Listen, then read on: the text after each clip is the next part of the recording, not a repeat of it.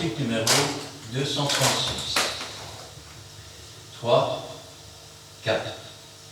Portons la nouvelle partout, répandons-la autour de nous, faisons connaître à tout le monde que Jésus seul, dans sa grâce féconde, peut effacer tous les péchés et guérir les infirmités.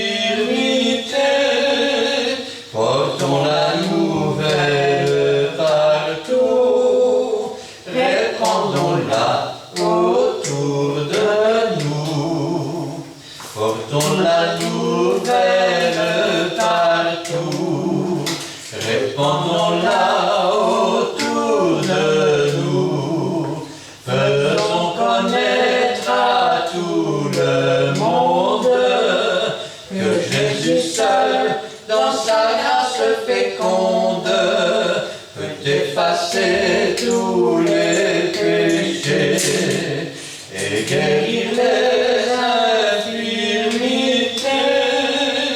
Portons la nouvelle partout, répandons-la autour de nous. Amen. Pour continuer avec le cantique numéro 258.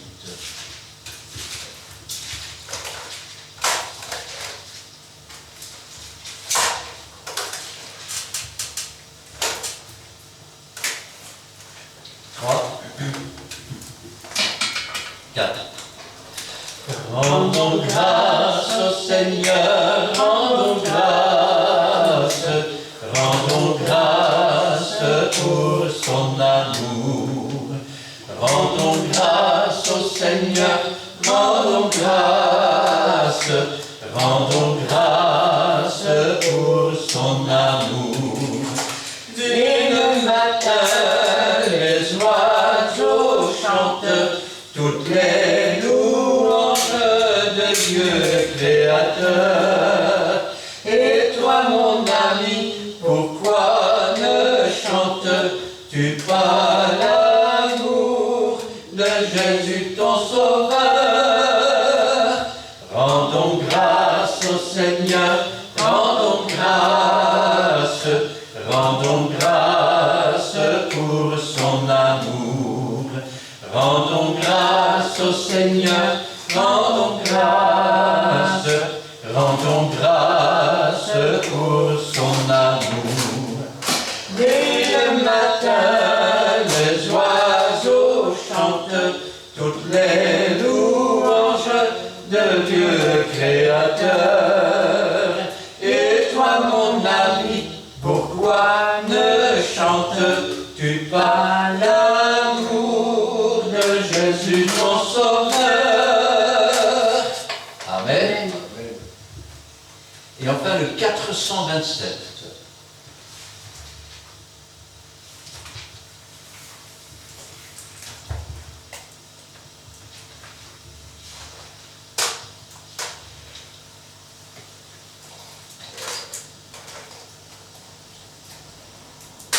Trois, 4. Lorsque devant toi je me plie, ô toi Seigneur que j'aime tant, de toute mon âme je crie, et je sais bien que tu m'entends. En toi je mets ma confiance,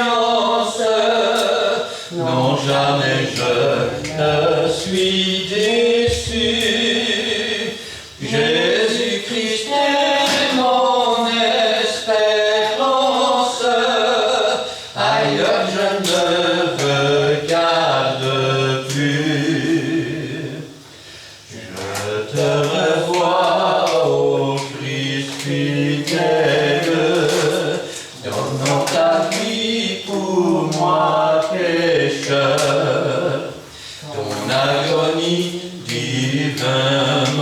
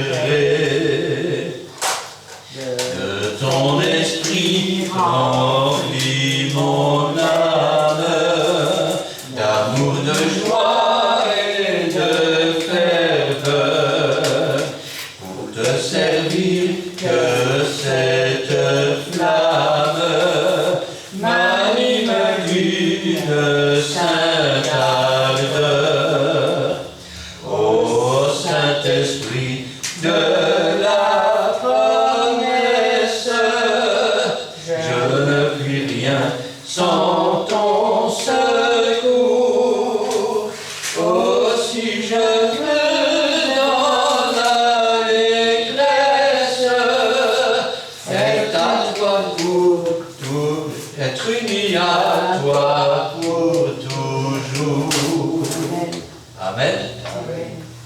Voilà ce qui arrive quand on saute un mot. Cet après-midi, j'aimerais bien surprendre la parole de Dieu avec vous. J'aimerais la prendre dans un passage que l'on prend rarement. Le livre des Actes des Apôtres, chapitre 14. Nous lirons là à partir du verset 8.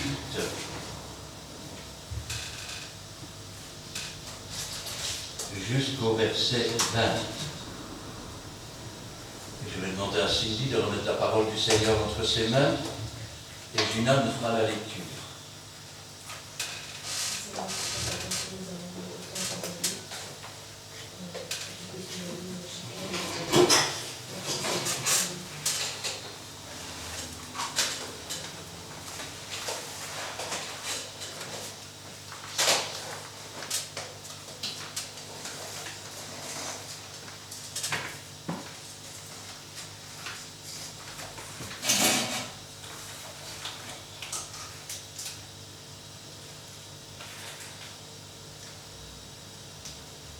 À Lystre se tenait assis un homme impotent des pieds, boiteux de naissance, et qui n'avait jamais marché. Il écoutait Paul, et Paul fixant les regards sur lui, et voyant qu'il avait la foi pour être guéri, dit d'une voix forte, « Lève-toi, droit sur tes pieds. » Et il se leva d'un bond et marcha. À la vue de ce que Paul avait fait, la foule éleva la voix et dit en langue lycaonienne, les dieux sous une forme humaine sont descendus vers nous. Il appelait Barnabas, Jupiter, et Paul Mercure, parce que c'était lui qui portait la parole. Le prêtre de Jupiter, dont le temple était à l'entrée de la ville, amena des taureaux avec des bandelettes vers les portes, et voulait de même que la foule offrit un sacrifice. Les apôtres Barnabas et Paul, ayant appris cela, déchirèrent leurs vêtements et se précipitèrent au milieu de la foule en s'écriant, « Ô hommes, pourquoi agissez-vous de la sorte? Nous aussi nous sommes des hommes de la même nature que vous. Et vous, apportant une bonne nouvelle, nous vous exhortons à renoncer à ces choses vaines pour vous tourner vers le Dieu vivant qui a fait le ciel, la terre, la mer et tout ce qui s'y trouve. Ce Dieu, dans les âges passés, a laissé toutes les nations suivre leur propre voie, quoiqu'il n'ait cessé de rendre témoignage de ce qu'il est en faisant du bien, en vous dispensant du ciel des pluies et les saisons fertiles, en vous donnant la nourriture avec abondance et en remplissant vos cœurs de joie. À peine purent-ils, par ces paroles, empêcher la foule de leur offrir un sacrifice. Amen.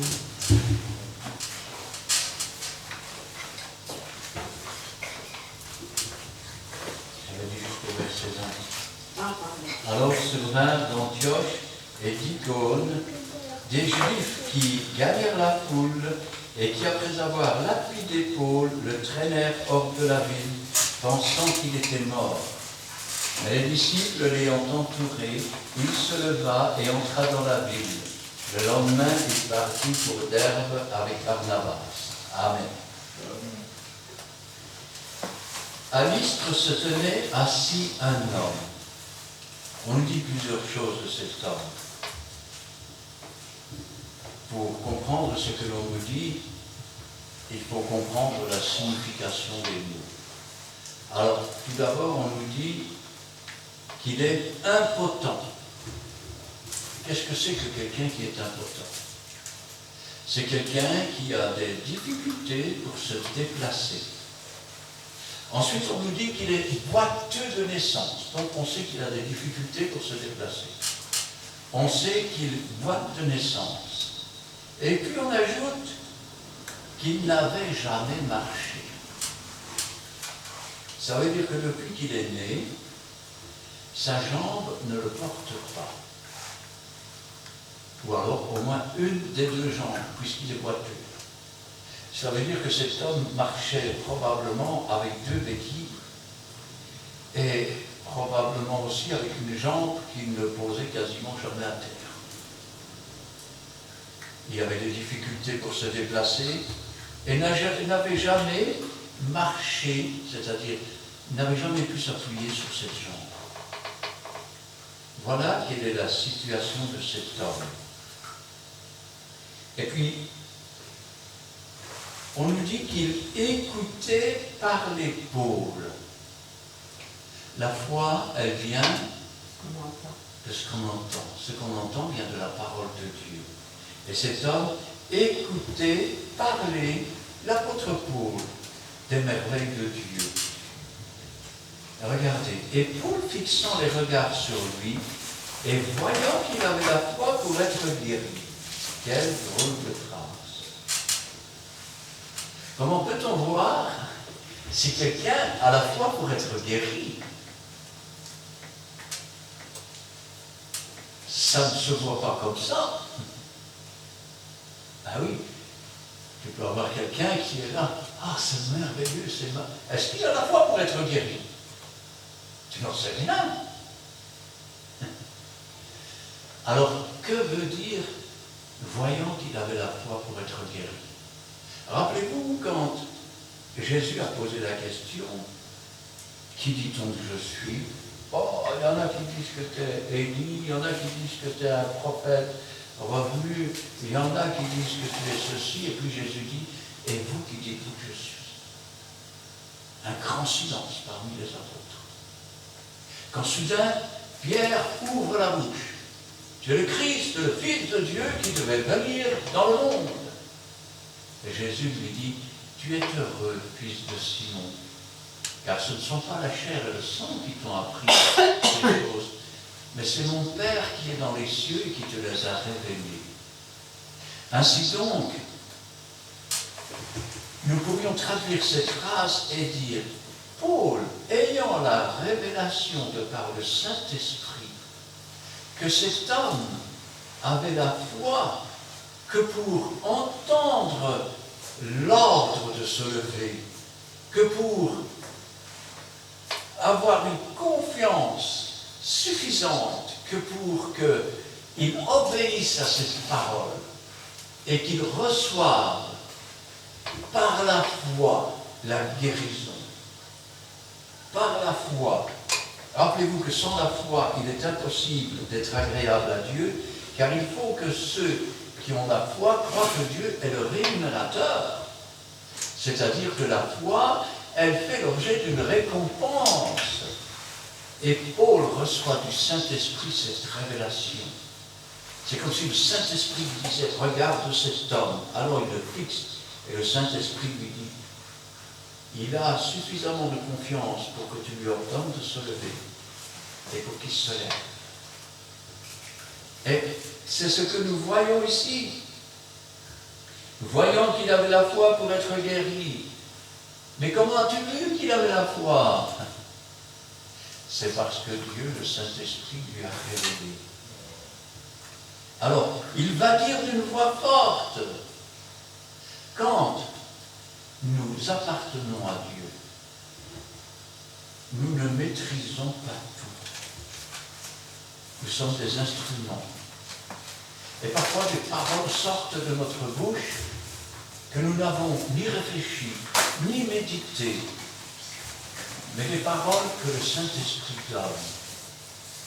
Et lorsque ces paroles ont été données, on se dit, mais qu'est-ce qui vient de se passer ici? Sauf que le miracle se produit. Le miracle se produit. Alors, le premier étonné d'un miracle, généralement, c'est celui par qui le miracle se fait. Parce qu'avec le Saint-Esprit, il y a une règle qui est générale. Elle est générale. Dans tous les cas. Vous savez c'est quoi? On la retrouve dans Acte 2. Les disciples sont là. Ils savent qu'ils vont recevoir quelque chose. Ils ne savent pas quoi, mais tout à coup.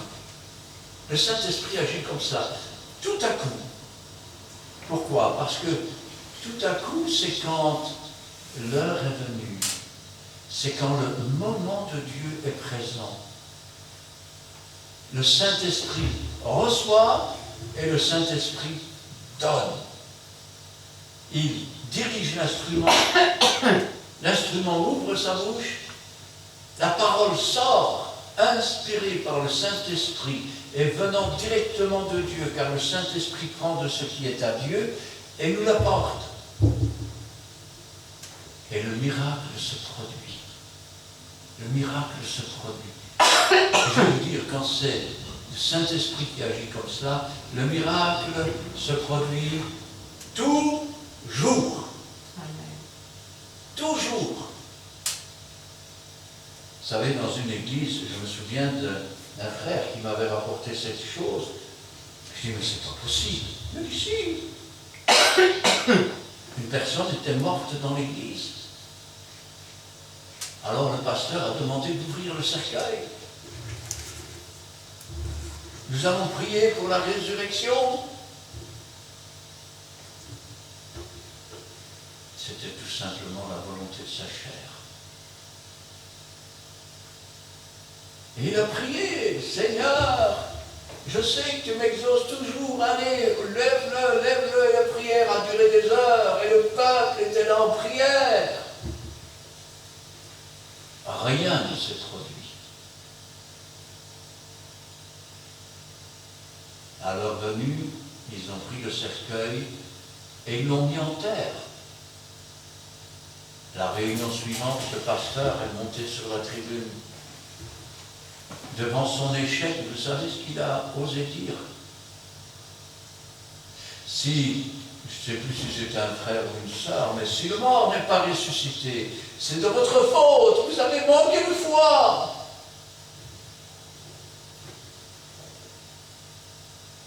Il n'y a rien entre Christ et Bélial. La chair et la volonté de l'homme est souvent, pour ne pas dire 100% de foi, inimitié contre Dieu. Elle se dresse contre le plan de Dieu.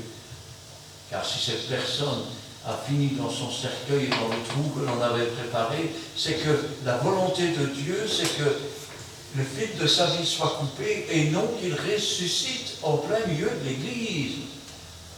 Nous ne pouvons pas prendre notre volonté pour la volonté de Dieu. Et je l'ai vu souvent cela. Quand c'est le Saint-Esprit qui agit, c'est tout à coup. Vous êtes là, vous faites une prière, et tout à coup la guérison est là. Et vous êtes là, le premier étonné. Et vous dites, Seigneur, tu as exaucé ma prière. C'est fabuleux, c'est merveilleux. Regardez, il dit d'une voix forte,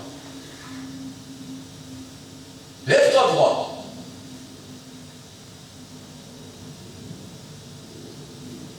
Sur tes pieds.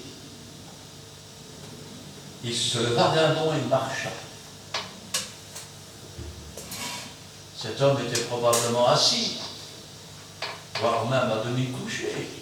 On ne sait pas, ou assis sur un rocher, mais d'un seul coup, ce membre qui n'avait jamais pu supporter son poids, ce membre qui l'avait empêché de marcher comme tout le monde, car il n'avait jamais marché sur ses deux pieds comme un homme normal, toujours tiré sur des bâtons. Cet homme, comme si un ressort avait tendu ses jambes, il va se lever et il va marcher. J'aimerais que vous compreniez cela. Le miracle de Dieu est un miracle instantané. C'est un miracle fabuleux. En quelques secondes, aucune rééducation, rien. Essayez de marcher sur une jambe pendant même 6 mois. Je vous défie de marcher après. Vous allez devoir passer par des kinés, des massages, remuscler votre jambe pour qu'elle vous porte. Mais cet homme s'est levé d'un bond. Cet homme a marché. Lazare était depuis 4 jours dans le tombeau. Mais Jésus lui a dit, sors. Et Lazare, qui était mort, qui sentait mauvais, qui était là depuis 4 jours, est sorti les mains et les pieds liés. La puissance de Dieu dépasse tout ce que nous pouvons penser, tout ce que nous pouvons imaginer. Mais Dieu donne le Saint-Esprit à ceux qui lui obéissent. Amen. Tu obéis à Dieu? Tu demandes le Saint-Esprit, mais quand Dieu te demande quelque chose, est-ce que tu le fais? Paul faisait ce que le Seigneur lui demandait. Et c'est pour cela qu'il était en communion avec le Saint-Esprit. C'est pour cela aussi que même le Saint-Esprit va se servir de prophète pour avertir Paul. Cet homme Agabus qui est prophète va prendre une ceinture, il va se lier les mains et il va dire, l'homme à qui appartient cette ceinture va être lié de la même façon. Et vous voulez que je vous dise, tous ceux qui étaient dans la maison ont commencé à pleurer, à prier pour que ces choses n'arrivent pas. Mais Paul a dit arrêtez. C'est dans le plan de Dieu. Dieu le veut et la chose arrivera. Quand je pense à cela, je me dis Seigneur, prenons-nous Dieu pour un instrument. Où sommes-nous l'instrument de Dieu? Quel est notre désir le plus profond? Car l'homme a la puissance non seulement de mentir, mais de se mentir à lui-même. Avons-nous à l'intérieur de nous réellement le désir de suivre Dieu, où nos regards sont toujours portés vers des choses, je vais dire quelque part, qui nous séduisent et nous ont séduits? Sommes-nous prêts à renoncer vraiment à nous-mêmes, à nos propres désirs, à nos propres pensées? Sommes-nous prêts à devenir l'instrument de Dieu? Parce que l'instrument de Dieu, il ouvre sa bouche, Dieu la remplit. Et vous voulez que je vous dise, Dieu confirme sa parole par des prodiges, par des miracles. Et il le fait pour l'édification de l'Église. Mais aujourd'hui, combien veulent voir des prodiges et des miracles? Mais ce n'est pas pour servir Dieu. Ce n'est pas pour la gloire de Dieu. C'est pour que l'on dise, vous avez vu le frère Calmet quand même. La Bible dit, je ne donnerai pas ma gloire à un homme. Rendez gloire à Dieu. Lève-toi droit sur tes pieds. Il se leva d'un bond et marcha. À la vue de ce que Paul avait fait. Voilà bien le problème. Le problème dans l'Église, le problème chez les chrétiens, le problème chez les inconvertis. Quand un miracle se produit, tu as vu ce que Paul a fait. Il est exceptionnel. Il a quelque chose que je n'ai pas. Oh, quel homme! Le diable se mise directement dans le chrétien, dans l'inconverti, dans parfois le peuple entier de Dieu, pour commencer à louer l'homme, à glorifier l'homme et pas Dieu. Sans moi, a dit Jésus, vous ne pouvez rien faire. Rien faire. Rappelez-vous que les apôtres glorifiaient Dieu d'avoir mis une telle puissance dans de misérables vases de terre. Eh oui. À la vue de ce que Paul avait fait, la foule éleva la voix et dit en langue lycaonienne, les dieux sous une forme humaine sont descendus vers nous. Ils n'ont même pas cherché à comprendre qui est l'instigateur du miracle. Et dans les églises aujourd'hui, souvent c'est comme cela aussi. Combien de fois j'ai entendu « Oh frère, votre prédication aujourd'hui était magnifique. » Mais ce n'est pas ma prédication, j'ouvre la bouche, quelqu'un la remplit. C'est Dieu qui se sert d'une trompette et qui sonne.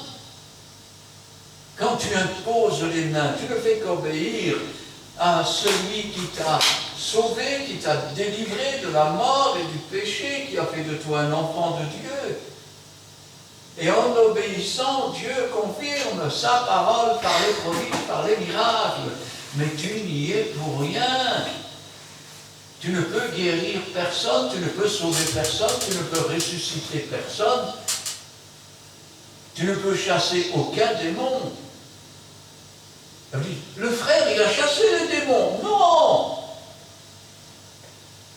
La puissance du Saint-Esprit a chassé les démons au travers de celui qui a eu suffisamment de confiance que pour saisir par la confiance le don qui lui était fait. Le don.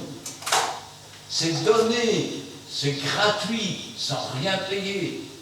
Vous avez reçu gratuitement, donné gratuitement, quand je pense qu'il y en a qui font payer des grâces ou des bénédictions aujourd'hui. On s'en va où? Avez-vous vu Jésus se tenir à l'entrée de l'église? C'est 10 € pour une bénédiction, c'est 15 € pour la prière d'une guérison, c'est 20 €. Ah bon, et comment on fait? Voilà l'appareil, mets ta carte.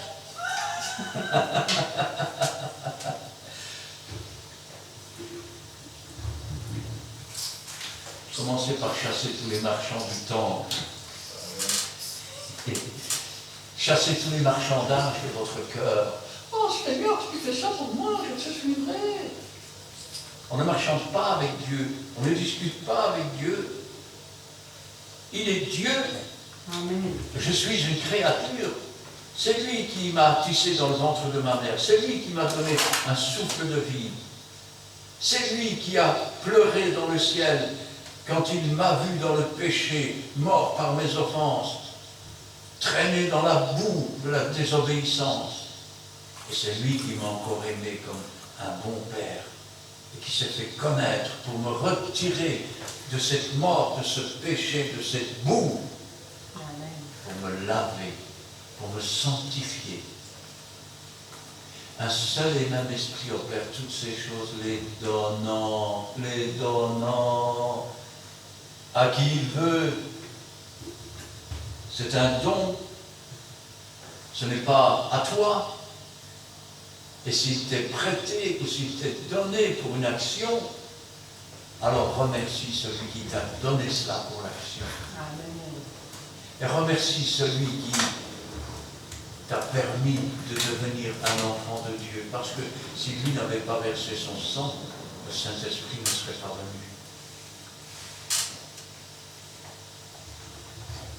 Ils appelaient Barnabas Jupiter. Alors, Jupiter, c'est le mot grec, parce que les Romains avaient le même Dieu. C'était leur Dieu suprême. Et chez les Romains, Jupiter, eh bien, c'était l'équivalent de Zeus. Eh oui. Et puis, il y avait aussi, comme il est dit ici, Paul, il l'appelait Mercure parce que c'était lui qui portait la parole.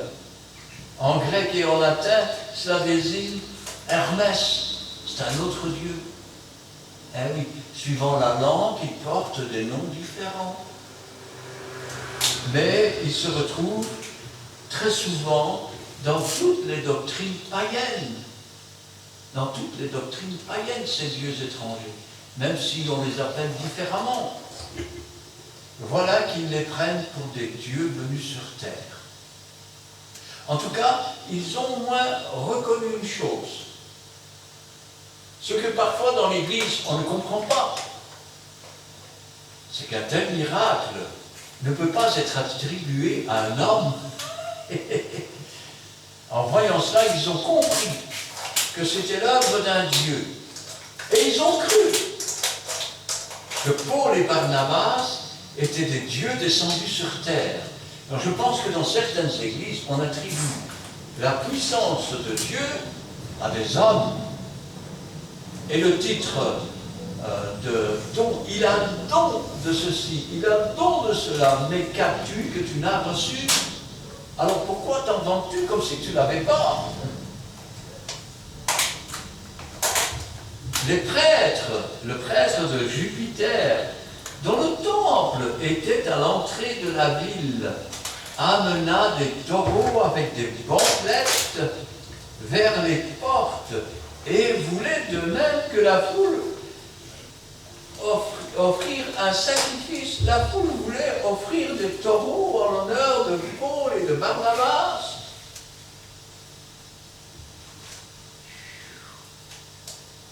À part vanter ton frère quand un miracle se produit, quand as-tu rendu gloire à Dieu pour ce miracle? Quand as-tu regardé Dieu comme un dispensateur des bienfaits qu'il donne sur la terre? Ah, c'est vrai, dans ton église, on t'a dit que tu devais demander pour que Dieu bénisse la nourriture que tu vas manger. J'ai jamais vu ça dans la Bible. Jésus ne demandait pas de bénir la nourriture, il rendait grâce. Et rendre grâce, ça veut dire remercier. Remercie Dieu pour ses dons, pour ses bienfaits. N'élève pas l'homme en orgueil en lui attribuant cette puissance, car cette puissance ne vient pas d'un homme. Celui qui a donné cette puissance est un Dieu vivant, un Dieu vrai. Rappelez-vous ce qu'il a dit, il vous est avantageux que je m'en aille. Car si je ne m'en vais pas, le Saint-Esprit ne viendra pas. Mais lorsque je m'en serai allé, je prierai le Père, et le Père vous enverra un autre consolateur, le Saint-Esprit survenant sur vous, et vous serez mes témoins.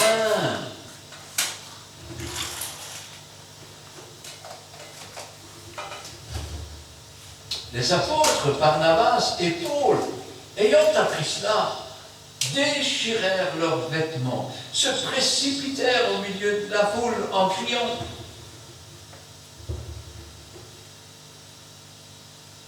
Paul et Barnabas, à cet instant-là, à votre avis, dans quel état ils sont? Vous me direz, ils sont outrés. Ils sont vexés peut-être, non? Et moi, je vous dis qu'ils sont dans une frayeur terrible. Dans une frayeur terrible. Et vous allez me dire pourquoi? Eh bien, il faut remonter un peu en arrière, pas très loin. Regardez, je tourne une page, 2 pages. Et puis là, je suis au chapitre 12, et le verset 21.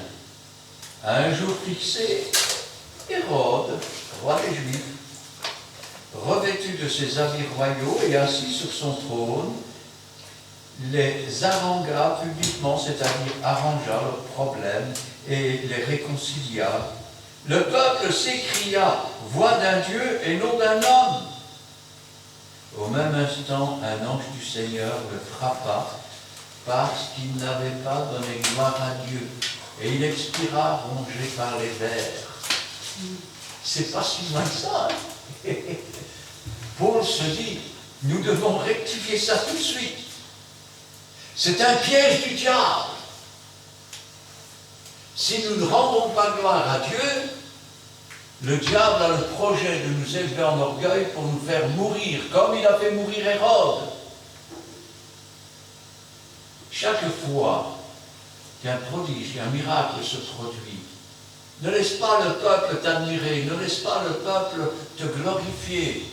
Rends gloire à Dieu. Amen. Car tout vient de Dieu. Il n'est même pas possible à un homme de se sauver lui-même. Si Dieu n'était pas là, personne ne serait sauvé.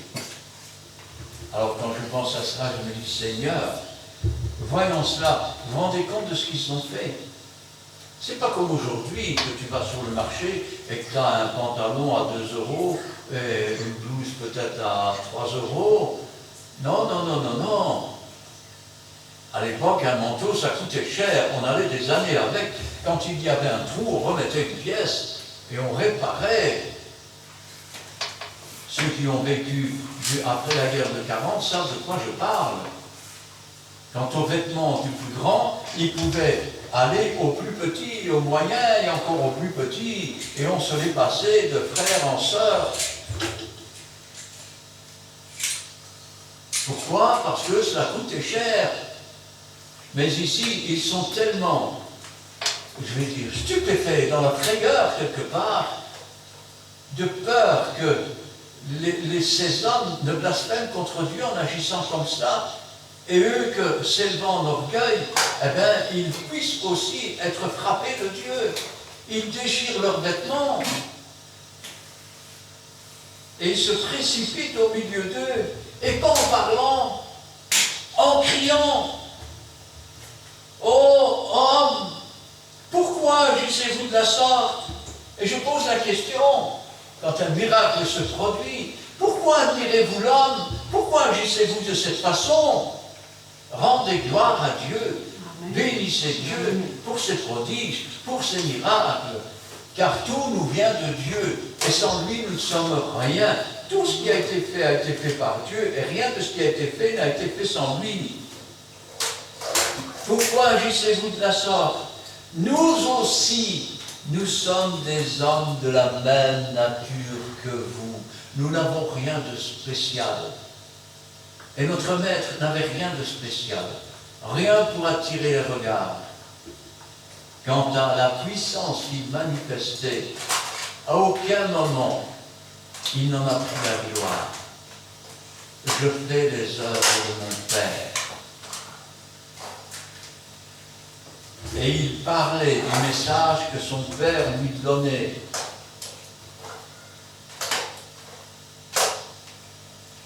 Et vous, apportant une bonne nouvelle, nous vous apportions, la traduction de bonne nouvelle, c'est évangile. Nous vous apportions un évangile, nous vous apportions une bonne nouvelle.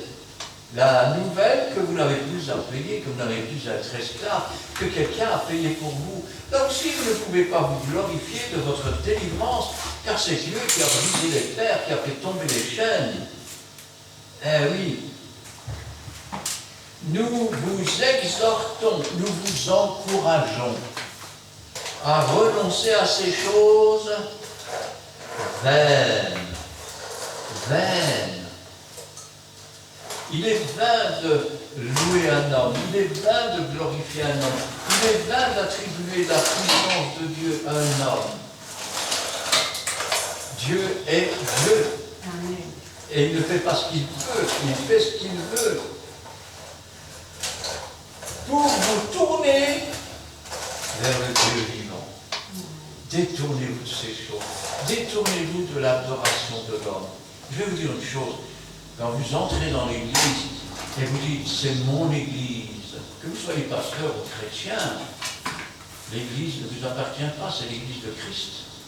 Elle vous est confiée si vous êtes pasteur. Et si vous êtes assis dans l'église, ce n'est pas votre pasteur. C'est l'instrument de Dieu. Il appartient à Dieu, il ne vous appartient pas. De même, les apôtres n'appartenaient pas à la séquence de Dieu, en tout cas des dieux qui lui prêtaient. Ils ne faisaient que manifester ce que Dieu leur permettait de manifester, et rien de plus. Tournez-vous vers le Dieu vivant. Je vais vous dire, vous pouvez essayer de faire toutes les bonnes actions que vous voulez. Si vous n'êtes pas tourné vers la parole de Dieu et vers cette parole dont Jésus lui-même, qui a été parole faite chair, a dit « Je suis le chemin, la vérité et la vie. Nul ne vient au Père que par moi. Et nul ne peut venir à moi si le Père ne l'a attiré. Je ne mettrai pas dehors celui qui vient en moi. » Et parfois même quand nous résistons, il dit « Je me tiens à la porte et je frappe. Si quelqu'un entend ma voix et ouvre, j'entrerai, je soufflerai avec lui et lui avec moi. » Ça veut dire que le Seigneur désire que nous devenions véritablement ses enfants. Mais pouvons-nous glorifier un homme? Pouvons-nous donner le mérite à un homme? Il n'y a que Dieu qui sauve et qui délivre. C'est pourquoi il est écrit, tu aimeras ton Dieu de tout ton cœur, de toute ta force, de toute ta pensée. L'homme, qui qu'il soit, ne peut pas prendre la place de Dieu, ne peut pas devenir ton idole. Ainsi donc, C'est le Dieu vivant qui a fait le ciel, la terre, la mer et tout ce qui s'y trouve. Vous entendez? Tout ce qui s'y trouve. Même l'homme qui vit comme si Dieu n'existait pas a reçu le souffle de vie de Dieu. Et si Dieu ne l'a pas, je vais dire, éliminé, s'il tarde dans son jugement, ce n'est pas qu'il tarde, c'est parce qu'il prend patience, car il veut que tous parviennent à la connaissance de sa parole. Ce Dieu, dans les âges passés, a laissé toutes les nations suivre leur propre voie. Autrefois, dans les âges passés, Dieu a vu que la terre était corrompue et il s'est choisi un homme qui s'appelait Abraham. Plus tard, Dieu va lui donner le nom de Abraham. Et de cet homme sortira une nation que Dieu s'est choisie, une nation chérie et aimée de Dieu, appelée Israël. Appelée les Juifs, ça veut dire louange de Dieu. Et quand Jésus est venu, ils se sont détournés de Dieu. Alors Dieu n'a pas abandonné son peuple, mais autrefois il avait laissé toutes les nations suivre leur propre voie. Mais il a fixé un jour du salut, un jour où il se tourne vers les nations, pour que ces nations abandonnent ces dieux qui n'existent pas, ces idoles, ces choses mauvaises. Et puis, pour en faire un évangile, une bonne nouvelle, la nouvelle de la délivrance et de la victoire sur la mort.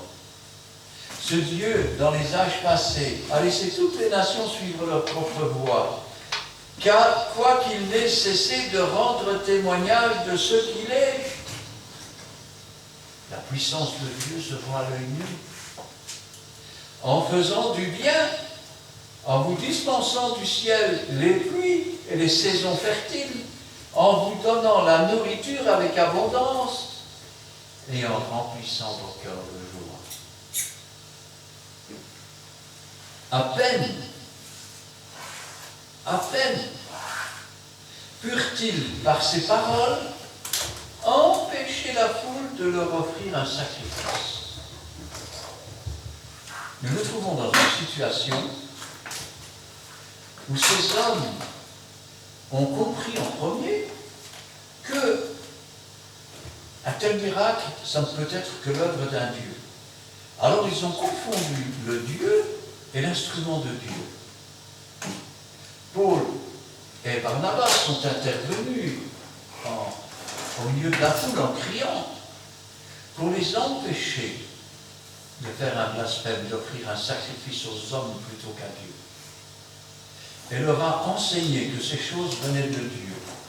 Ça veut dire que, à partir de ce moment-là, et cela vous devez comprendre, quand vous êtes un enfant de Dieu, je sais que peut-être dans votre église, on vous a donné un évangile à l'eau de rose, c'est-à-dire un évangile où tout va très bien, Madame la Marquise, même quand tout est détruit. Alors que Jésus, quand il vous a donné l'évangile, il a dit « Heureux serez-vous lorsqu'on vous persécutera, lorsqu'on vous outragera, lorsqu'on dira faussement toutes sortes de mal à cause de mon nom, car c'est ainsi qu'on a traité tous les prophètes qui étaient avant vous. » Le diable sait maintenant qu'il en a pour peu de temps, que ces hommes, ce village, et même ces prêtres, risquent de se détourner d'un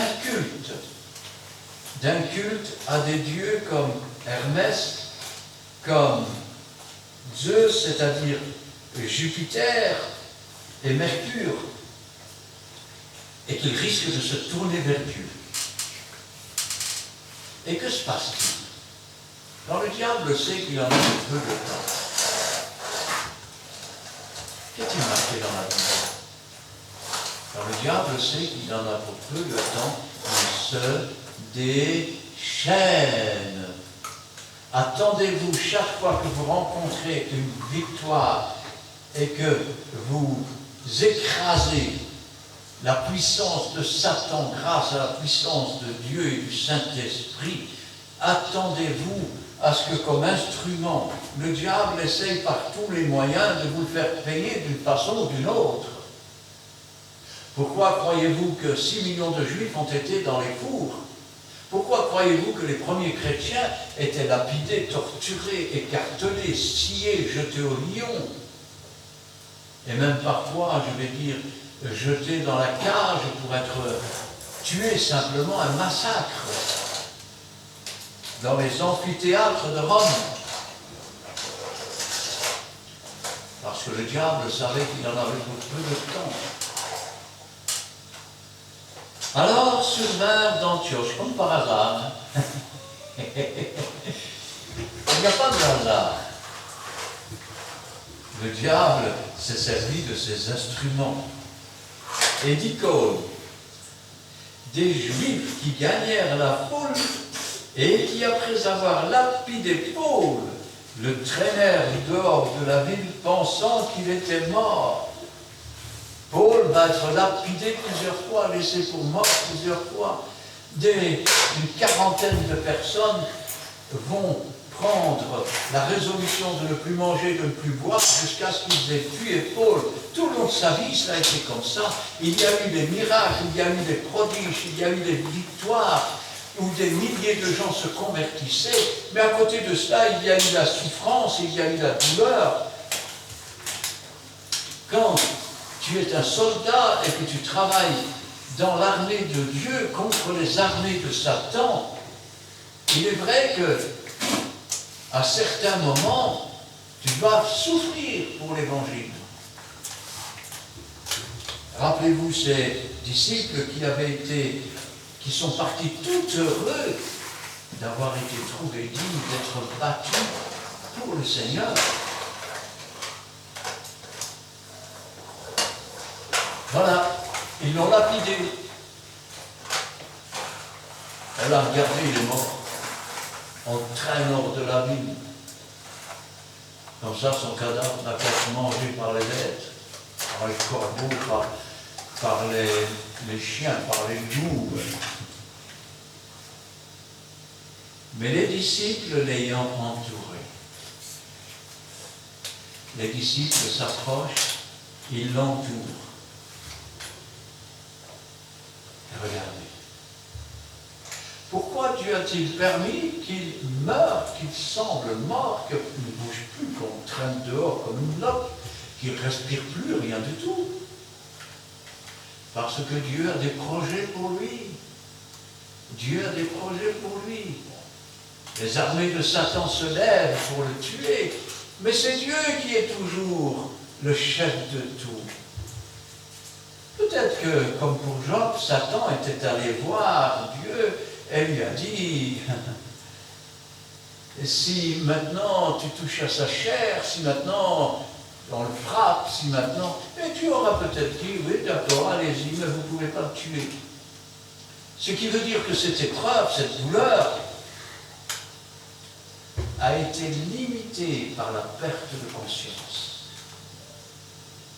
Et que Satan, à cause de ces accusations, a peut-être une autorisation de faire ces choses, mais il n'a pas eu celle de le tuer.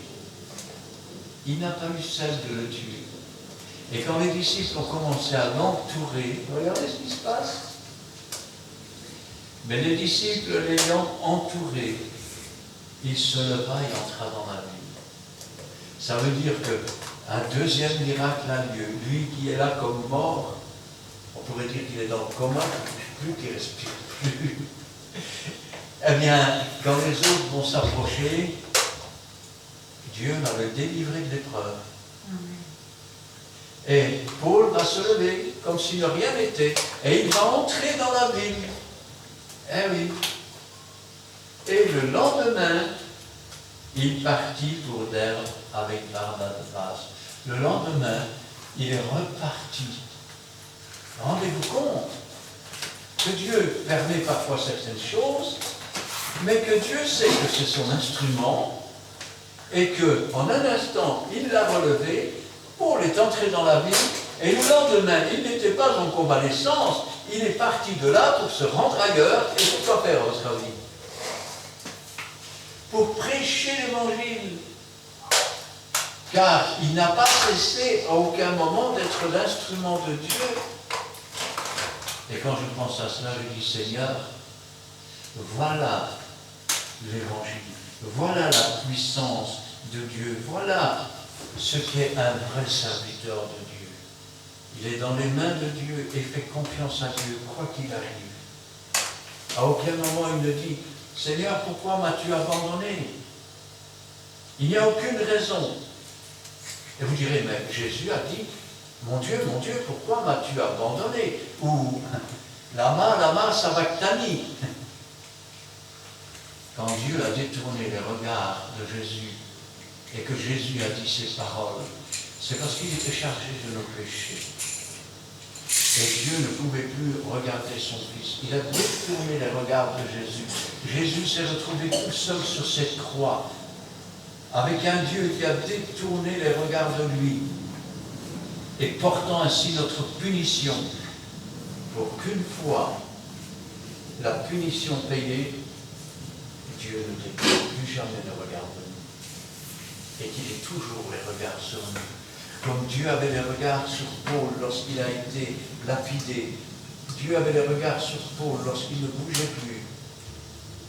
Et quand ses agresseurs sont partis et qu'un peu plus tard ses disciples sont venus autour, Dieu a réveillé Paul.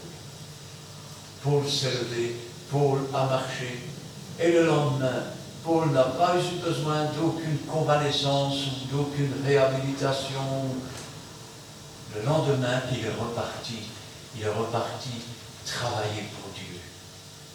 Voilà l'œuvre d'un serviteur de Dieu, et voilà l'œuvre de Dieu. Elle est toute puissante. Cet homme serait mort si Dieu n'avait été avec lui. Mais si Dieu est avec nous, qui sera contre nous? Nous sommes plus que vainqueurs. Amen. Certes, nous pouvons être dans les tribulations. Qu'est-ce que dira Paul? C'est un exemple aussi pour nous. Il a dit, j'ai appris à vivre dans l'abondance. Ça veut dire qu'il y aura des temps où nous serons dans l'abondance. Il a dit, j'ai appris à vivre dans la disette. C'est-à-dire quand il manque un peu de tout. J'ai appris à vivre dans la santé. Et j'ai appris à vivre dans la maladie. Mais en toute chose, il est resté attaché à Dieu, dans chacune des épreuves. Et parfois, la marche avec Dieu dure des années. Parce que Dieu ne nous prend pas, parce que Dieu a encore du travail pour nous. Même si nous désirerions déjà être près de Dieu. Et quand on regarde en arrière, quand on se souvient d'où on est parti, et on se dit, si j'avais su toutes les épreuves que j'aurais à subir, j'aurais dit non Seigneur, prends quelqu'un d'autre, c'est trop. Mais maintenant que je suis ici, et que ces épreuves se sont passées les unes après les autres, plus il y a une victoire dans les épreuves, et plus je puis dire, mon Dieu ne m'a jamais abandonné. Amen. Mon Dieu a toujours été avec moi. Mon Dieu m'a rendu victorieux dans chacune de ces épreuves. 6 fois le juste tombera, 7 fois l'Éternel le relèvera. 1 millier tomberont à ton côté, toi viens et suis-moi. Dieu est le même, hier, aujourd'hui et éternellement. Amen. Amen. Amen. Nous allons prier. Éternel, notre Dieu, notre Père, nous te louons et nous te rendons grâce. Béni sois-tu et gloire à toi. Ta parole, c'est la vérité, c'est la vie. C'est un encouragement dans les difficultés, dans les problèmes. C'est une source de foi et de force dans le service que tu as préparé pour nous et dans les œuvres que tu as préparées d'avance pour chacun d'entre nous. Tu nous rappelles, Seigneur, que nous devons toujours garder notre place de serviteur, que nous ne devons pas nous élever, nous faire passer pour le Maître ou pour le Saint-Esprit, croyant ainsi que c'est nous qui avons quelque chose. Chaque fois que tu nous donnes une chose, tu es un Dieu bon. La chose est bonne et je sais que nous pouvons nous en servir pour la gloire de ton nom, pour que les hommes voient que ta parole, elle est confirmée par ses prodiges, par ses miracles, par ses dons. Et qu'ainsi, Seigneur, ton peuple puisse y puiser de la force, sachant que tu es un Dieu vivant, que tu es au milieu de nous, que tu es avec nous tous les jours, sachant, Seigneur, que tu fais de nous des plus que vainqueurs, nous qui sommes tellement faibles, nous qui ne sommes qu'un grain de poussière sur cette terre, qui elle-même n'est qu'un grain de poussière dans l'univers, mais nous savons que tu as le regard sur nous. Nous savons que nous sommes dans ta main, et nous savons qu'il n'arrivera rien que tu nous permettes, et que toute chose concourra toujours au bien de ceux qui t'aiment. Nous savons, Seigneur, que tu ne mettras pas sur nos épaules des choses qui dépassent ce que nous pouvons supporter. C'est avec confiance que nous marchons au nom du Dieu vivant et vrai, et de son Fils Jésus-Christ, qui nous a rachetés, qui nous a délivrés, qui nous a apporté le salut, au nom de l'Esprit Saint, qui distribue les dons et qui nous conduit à Jésus. Gloire au Père, gloire au Fils et gloire au Saint-Esprit. Amen. Amen.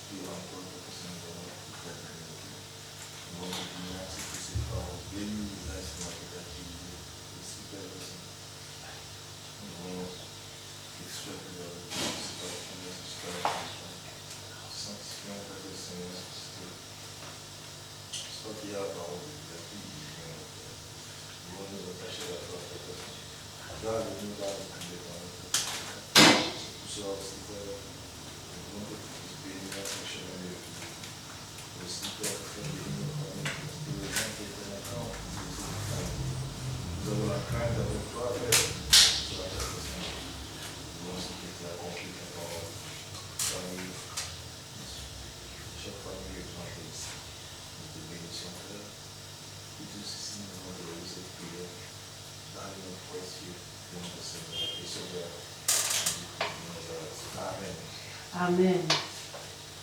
Merci Seigneur pour ta présence et ton amour.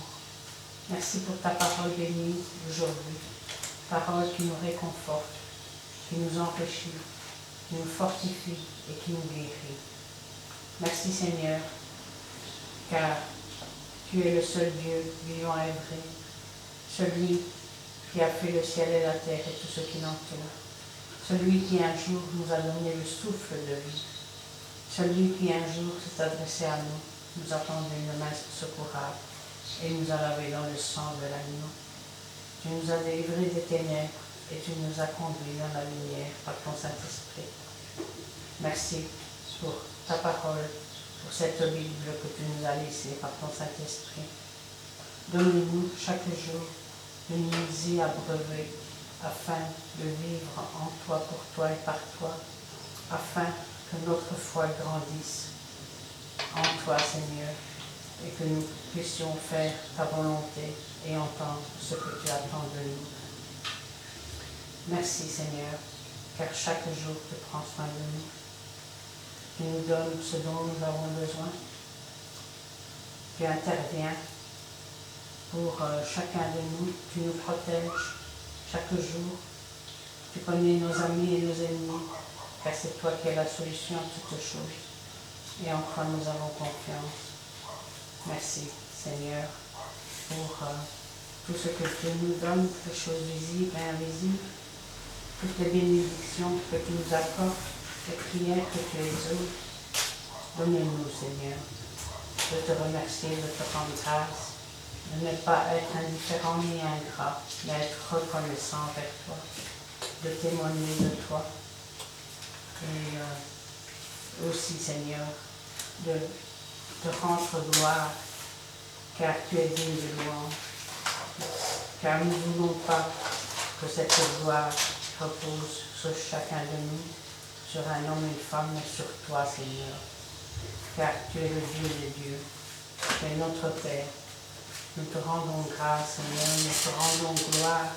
Tu es digne de louange. À toi la gloire, la puissance, l'honneur et la victoire dans les siècles des siècles, mon Dieu. Car tu es tout pour nous, Seigneur. Tout vient de toi, Seigneur. Ouvre notre bouche, oh mon Dieu, car nous voulons, Seigneur, te célébrer, t'adorer et faire ta volonté et mettre en pratique ce que tu nous donnes, mon Dieu. Agis, Seigneur, sur tes serviteurs présents. Oins-les, Seigneur, de ton Saint-Esprit. Protège-les, Seigneur, des méchants, des orgueilleux. Veille sur ton peuple ici présent, sur chaque famille représentée, sur nos familles respectives. Nous te remettons tout au pied de ta sainte croix, nos demandes, nos prières, nos cas spéciaux, en sachant que dans ton amour tu interviendras, comme tu le disais. Et pour cela, mon âme te loue, te bénit et te rend grâce, et te remercie. Et tout ce que tu as fait, tout ce que tu fais, tu feras encore, car tu n'es pas changé, tu es toujours le même, hier, aujourd'hui, éternellement. À toi la gloire, la puissance et l'honneur dans les siècles des siècles. Amen. Merci Seigneur pour ta parole. On est tous en ta présence. Puissions nous aider, Seigneur, nous diriger, nous aider à faire ta volonté aussi en toutes choses, chaque jour. Et je te demande aussi que nous te prions en respectueux que tu connais, tu puisses aussi agir. Merci. Quant à ceux qui peuvent faire, si c'est vrai, notre travail comme ça. Et aussi pour nous demander de nous garder sur le retour, et aussi durant toute la semaine aussi. Et merci aussi pour tout ce que tu as fait, Seigneur, de nos vies que tu fais. Merci Seigneur. Amen. Pendant qu'on priait, le Seigneur m'a montré un cantique.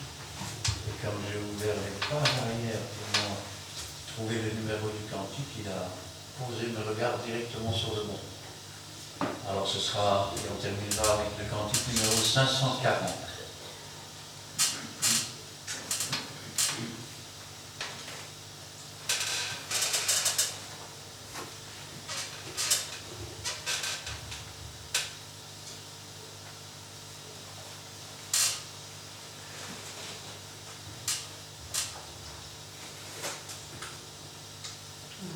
Quatre, 16. Victoire au Seigneur de la vie, victoire au Dieu de l'infini, victoire au nom de Jésus-Christ, victoire par le Saint-Esprit. Le règne est pour le Tout-Puissant, le règne pour lui dans tous les temps, car l'agneau a donné son sang, qui crie victoire dès maintenant, victoire au Seigneur de la vie, victoire au Dieu de l'infini, victoire au nom de Jésus-Christ, victoire par le Saint-Esprit. Son nom est parole de Dieu, il juge et règne dans les cieux. Il est le lion de Juda qui a triomphé au combat. Victoire au Seigneur de la vie, victoire au Dieu de l'infini, victoire au nom de Jésus-Christ, victoire par le Saint-Esprit. Amen. Amen. Amen. l'Éternel te bénisse et qu'il te garde. Que l'Éternel fasse luire sa face sur toi et qu'il t'accorde sa grâce.